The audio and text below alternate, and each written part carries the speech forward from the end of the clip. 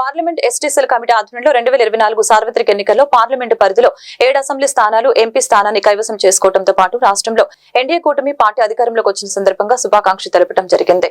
ఈ కార్యక్రమంలో parliament ST cell నాయకులు కొమరగిరి నాగేశ్వరరావు, అద్దూరి వెంకటేశ్వర్లు, ఇండ్ల శ్రీనివాసరావు, నంబూరి ఏడుకొండలు, బాపట్ల బ్రహ్మయ్య గారు, నియోజకవర్గ నాయకులు పి వెంకటేశ్వర్లు, రాచూరి కుమార్, కందుకూరి రామకృష్ణ, సుబ్బారావు, కోమరగిరి శ్రీను, నక వెంకటేశ్వరరావు, ఉప్పు సుబ్రహ్మణ్యం, ప్రవీణ్ మరియు తదితరులు పాల్గొన్నారు।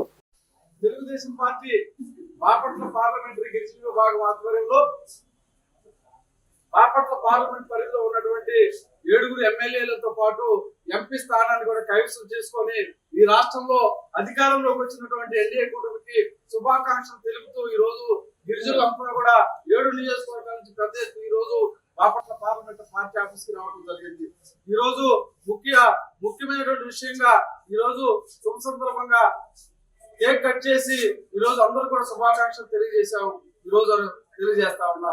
అట్లానే తెలుగుదేశం పార్టీ ఏదైతే ఎన్నికల హామీలో బాగా ఇచ్చినటువంటి అంశాలని చంద్రబాబు నాయుడు గారు అధికారంలోకి రాగానే ముఖ్యమైనటువంటి 5 అంశాల మీద సంతకాలు పెట్టడం జరిగింది। అవి కూడా ల్యాండ్ టైటిలింగ్ యాక్ట్ రద్దుతో పాటు పింఛన్ల పెంపు మరియు అట్లానే నైపుణ్య గణన, అన్నా క్యాంటీన్ల పునరుద్ధరణతో పాటు ఈ రాష్ట్రంలో మెగా డిఎస్సి ఈ రోజు విడుదల చేయడానికి పార్టీ సిద్ధమైంది।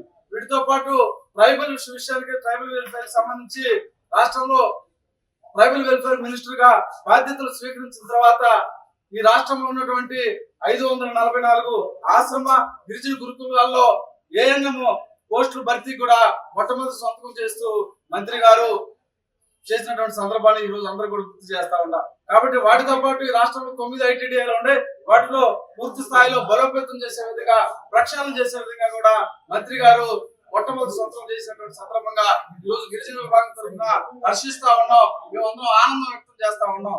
రాష్ట్రంలో వైసీపీ 5 సంవత్సరాల దుర్మార్గమైనటువంటి పరిపాలనకి చర్మగీతం పడుతూ ఈ రాష్ట్రంలో 5 కోట్ల మంది ప్రజలు చంద్రబాబు నాయుడు గారి నాయకత్వానికి, పవన్ కళ్యాణ్ గారి నాయకత్వానికి, అలానే భారతీయ జనతా పార్టీ నాయకత్వానికి మరి పెద్ద ఎత్తున ఆమోదిస్తూ మరియు ప్రజా తీర్పుని వెలువరించినటువంటి సందర్భంగా ఈ రోజు మేమందరం కూడా ఈ రోజు భారీ ఎత్తున ఇక్కడికి చేరుకోవడం జరిగింది।